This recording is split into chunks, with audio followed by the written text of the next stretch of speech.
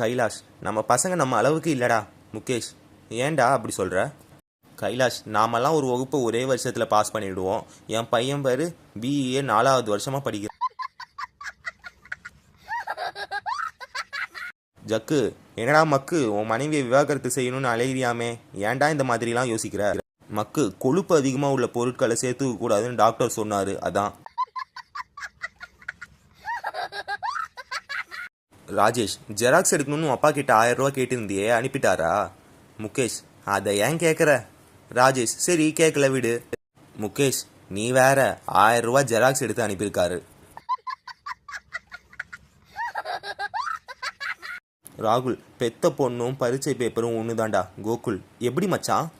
ராகுல், ரெண்டுத்தையும் கட்டி கொடுக்குற வரைக்கும் டென்ஷன் தான். காமு, இந்த நெருப்பு குச்சி இப்போ ஏன் எரிய மாட்டேங்குதுன்னு தெரியல. ராமு, நல்லா உரசிப்பாரு. காமு, போன தடவை பற்ற வச்சப்போ நல்லா தானே எரிஞ்சுது.